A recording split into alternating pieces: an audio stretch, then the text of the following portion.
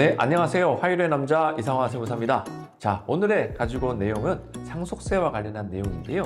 딱딱하게 보일 수도 있겠지만은 이제는 상속 관련한 내용은 선택이 아니라 필수적인 부분으로 들어가는 시대가 된 것 같습니다. 2023년도의 12월 말에 나온 아주 흥미로운 기사가 있었는데요.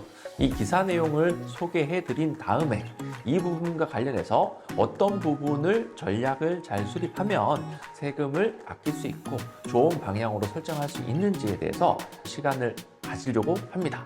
여러분들께서 좀 집중하시고 들어보시면 굉장한 팁을 얻을 수 있을 것이라고 확신을 합니다. 일단 우선 기사를 먼저 보시죠. 2023년 12월 30날에 조선일보 기사에 해당을 합니다. 기사 제목으로는 1,400억 가치 기업 상속세가 587억 원이다. 한국이 압도적으로 전 세계의 1위다. 이런 기사가 나왔는데요.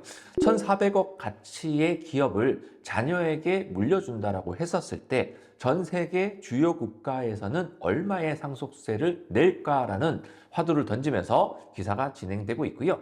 현재 상속세 및 증여세법에 따라서 상속세 부담액을 계산해 보면 각종 공제를 적용받는다 하더라도 실제 내는 상속세가 587억 원에 달하는 것으로 나왔습니다. 공제 후의 세율이 41%가 되게 되는데요. 57개국 중에서 유일하게 40%를 넘은 압도적인 1위였다라고 합니다. 우리나라보다 명목세율이 높은 국가가 있습니다. 일본이죠. 55%의 상속세율을 가지고 있고요. 프랑스도 우리나라보다는 못 미치지만 45%의 고율의 상속세율을 가지고 있습니다. 하지만 이 두 나라는 공제 후의 부담세율을 계산해 봤더니 똑같은 1,400억으로 계산했었을 때 26.9% 일본이 그렇게 나왔고요. 프랑스 같은 경우는 11%로 대폭 낮아지게 됩니다.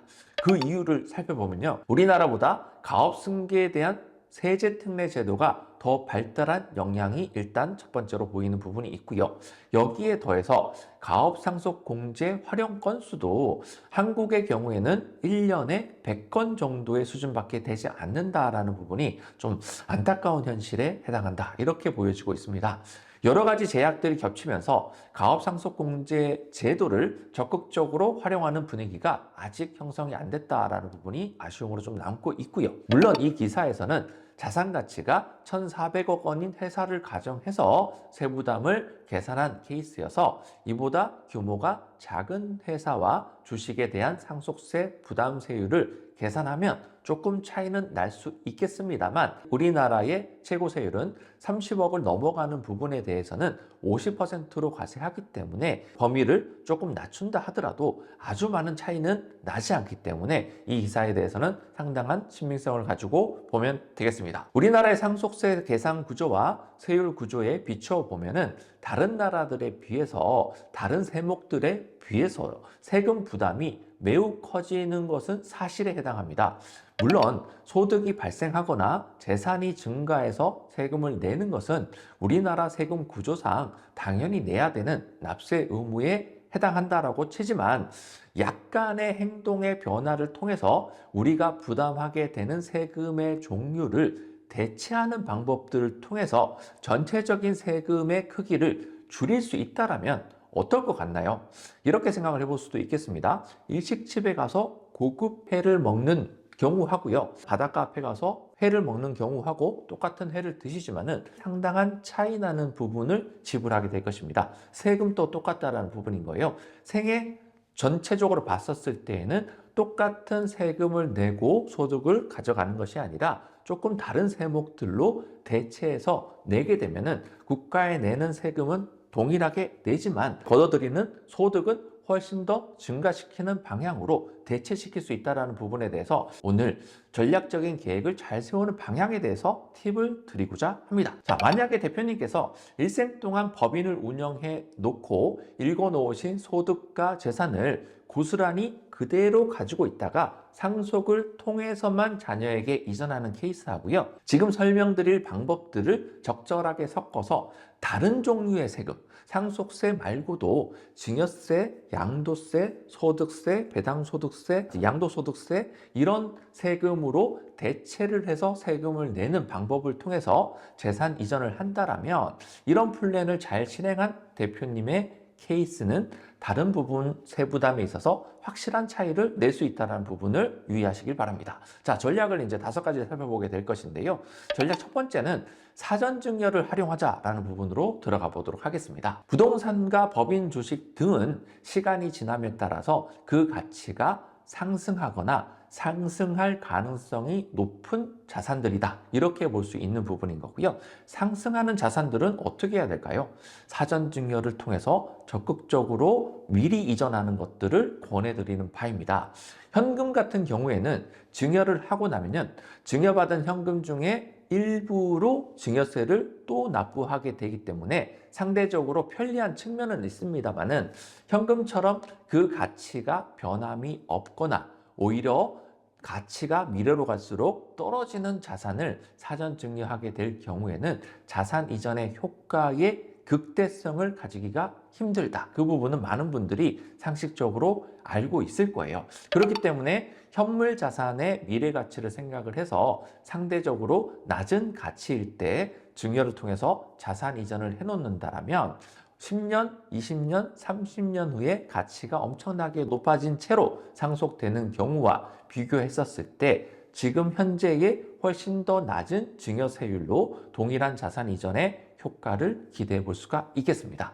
물론 부동산이나 법인의 주식 등은 현물이기 때문에 환가성이 낮아서 증여를 받은 자녀가 증여세를 납부할 현금이 없게 되는 경우가 생길 수 있어요. 그럴 경우에는 부모님이 증여세도 대납을 해줘야 되는 이슈가 발생할 수 있는데요. 이 부분에 대한 해결책도 있으니 뒤에서 나오는 내용들로 설명을 드리도록 하겠습니다. 자, 두 번째 전략이 있겠습니다. 손자녀를 활용하자. 이 부분이 있습니다. 사전 증여를 활용할 때에 가능하면 배우자나 자녀뿐만 아니라 손자녀까지 그 대상에 포함을 시킨다라면 추가적인 세부담의 감소 효과를 기대해 볼 수가 있습니다. 왜냐하면 상속세 과세가액을 계산할 때 상속인에게 증여한 재산은 상속 개시 전 10년 이내에 증여한 것을 전부 합산하게 됩니다.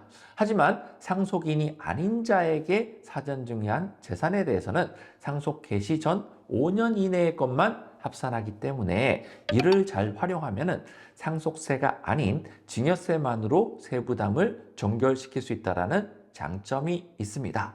재산 상황이나 여러 가지 재반 사정들을 종합해서 세부담을 최소화시킬 수 있는 전략을 세워볼 수가 있겠죠. 물론 세대를 건너뛴 증여에 대해서는 일반 증여에 비해서 할증을 하게 됩니다. 30%가 할증이 되는 부분이 있고요. 그렇기 때문에 내 자녀에게 내리는 것보다 손자녀에게 다이렉트로 내렸을 때에는 30%나 더 비싼 세금으로 내는 거 아니야 라고 순간적으로 생각은 드실 수 있겠지만은 먼 미래까지 살펴본다고 하면은 이 부분이 더 유리한 가능성이 충분히 있다는 부분도 유의하셔야 되겠습니다.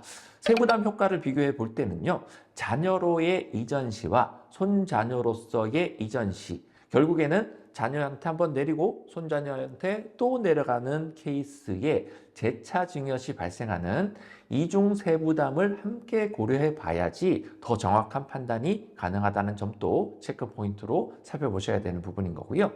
다만 손자녀의 경우에는 자녀보다 세부담 능력이 더 떨어질 것이기 때문에 이에 대한 대비책 내지는 해결책을 마련해 놓아야 되는 이슈가 남게 됩니다. 이 부분에도 설명 한번 다시 드려보도록 하겠습니다. 세 번째 전략이 있습니다. 증여 말고요, 양수도를 활용해 보자 라는 내용에 해당하겠습니다. 자녀 또는 손자녀로서의 재산 이전을 계획할 때에 일반적으로는 증여의 방법만을 고민하게 되고 그게 어찌 보면은 당연한 거 아니야? 라고 생각하시는 측면도 분명히 있겠습니다.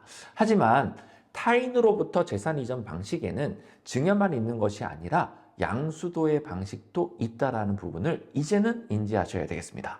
자녀 또는 손자녀로 재산을 이전할 때에 양수도 방식을 선택하게 된다면 재산 이전에 대한 세금을 부모 세대가 부담한다는 측면도 장점이 될 수 있다는 부분이죠. 이 부분이 무슨 얘기냐면 양도세금 같은 경우에는 이 부분을 팔게 되는 부모가 세금을 내게 된다는 거죠. 증여는 받는 자녀가 세금을 내지만은 양수도 방식에서는 부모가 세금을 내는 방식이기 때문에 장점이 될 수 있는 거고요. 향후 상속해 시전 5년 내지 10년 이내에 재산 이전 행위가 있었다 하더라도 양도는 상속세 과세가액에 합산되지 않는 점도 장점이 될 수 있습니다.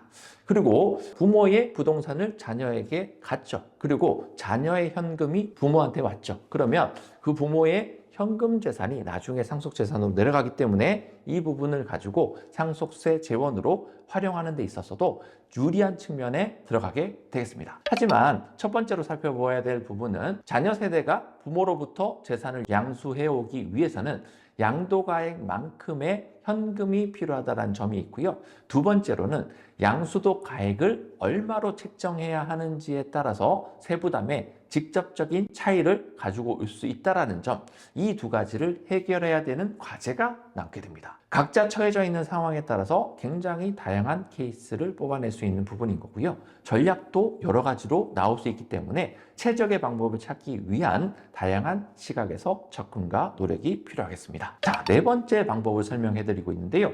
법인을 활용해보자 라는 내용으로 들어가겠습니다. 앞서 말씀드렸던 전략들이 실제로 이행되고 그 효과를 보기 위해서는 자녀 또는 손자녀가 세금을 부담하거나 재산을 사올 수 있는 재원을 가지고 있어야 된다라고 말씀을 드렸습니다. 이를 위해서는 손자녀가 예를 들어서 미성년자라고 가정을 해보겠습니다. 미성년자가 직업이 없을 거잖아요. 그러면 소득을 발생시키기가 상당히 어렵습니다. 하지만 법인의 주주의 구성원으로 손자녀가 들어와 있다라면 배당을 통해서 소득을 구성할 수 있다라는 부분이 생길 수 있겠죠. 그러면 이 부분을 이행하기 위해서 법인의 자금을 개인화하는 작업, 특히 자녀와 손자녀에게 직접적으로 개인화하는 것이 가능하게 되는 부분인 거고요. 좀 더 쉽게 우리 법인의 자금을 엑시트하는 방법에 있어서 그 목적을 빠르게 이룰 수 있다. 이렇게 설명드리는 바입니다. 여기서 먼저 전제되어야 하는 것들이 있는데요. 그들에게 법인의 지분을 넘겨줘야 된다는 게 선행 과제가 되는 부분인 거고요. 이미 주주 구성이 되어 있는 경우라면 더할 나위 없이 좋겠지만 자녀들, 손자녀에게 주주 구성이 되어 있지 않는 회사라면 세부담을 상대적으로 줄이면서 주식 이전이 가능한 시기를 찾아내야 된다는 부분이 숙제로 남아있게 되겠습니다. 주식 이전에 따른 세금과 주식 이전 이후에 적극적인 배당을 통해서 발생하는 소득세, 그리고 이를 재원으로 현물 자산을 이전할 때에 발생하는 양도소득세까지 종합해보면 꽤나 많은 세금이 움직이게 되는 부분인데요. 하지만 영상 초반에 말씀드렸듯이 세금의 종류를 상속세가 아닌 증여세와 양도세와 배당소득세로 대체함으로써 부의 이전 효과를 극대화하고 법적인 세부담을 줄이는 방향으로 세팅할 수 있다면 모든 면에서 훨씬 유리한 전략이 될 수 있다는 부분인 거예요. 지금까지 말씀드린 일명 세금 대체 플랜이라는 거대한 프로젝트를 가지고 재산의 규모와 종류, 가족 구성원의 수, 그리고 가족 간의 관계, 그리고 대표님의 건강 상태 등의 여러 가지 상황에 따라서 그 방법이나 효과가 다 다르게 접근될 수 있다는 부분이 한 가지가 있고요. 경우에 따라서 상속으로 몰고 가는 게 유리하다는 결론에 도달할 수도 있어요. 예를 들어서 상속재산 자체가 한 12억 정도 된다. 그렇다라고 하면은 오히려 상속으로 가서 공제를 일반 공제와 일가 공제랑 이렇게 적용만 받아도 10억 정도는 뺄 수 있기 때문에 상속세가 부과되어도 몇 천만 원 수준에서 결론이 날 수도 있는 상황도 있겠지만 이거보다 조금 더 많은 재산들, 예를 들어서 20억이라든지 30억이라든지 이 정도의 재산 정도만 된다 하더라도 대체하는 세금을 통해서 더 많은 절세에 도출할 수 있다. 이렇게 보시면 되겠습니다.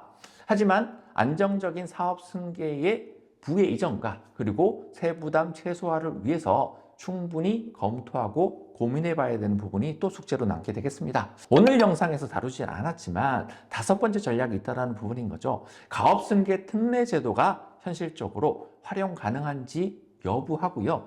성공 시의 절세 효과가 분명합니다. 검토해 볼 필요가 있겠습니다. 그 이외에도 활용할 수 있는 다른 전략들까지 한 테이블에 올려놓고요. 분석해 보면 이 5가지 케이스를 어떤 분들은 1, 2, 3번에 집중할 수도 있고요. 어떤 분들은 4, 5번에 집중할 수 있는 부분이 있고요. 가업 상속 공제와 관련한 증여 플랜이라든지 승계 플랜에 대해서 좀 더 집중해서 들어가야 되는 분도 있을 거다라는 부분인 거예요. 그렇기 때문에 이 부분에 대해서 주저하지 마시고요. 우리 회사에 주식을 가지고 있다. 나는 주식 외에도 부동산도 있다. 이런 분들은 상속세로 끝까지 끌고 갈 것이냐, 아니면 사전에 증여나 아니면 양수도 방법도 말씀을 드렸죠. 양수도로 갈 것이냐. 대체라는 말을 오늘은 기억을 잘 해두셨다가 준비를 차근히 하셔서 실천 한번 해보시길 바라겠습니다. 습관으로 한번 삼아보시길 바라겠습니다. 오늘 준비한 내용은 여기서 마치도록 하고요. 구독과 좋아요 해주시면 감사하겠습니다. 다음 시간에 뵙겠습니다. 저는 이상화 세무사였습니다.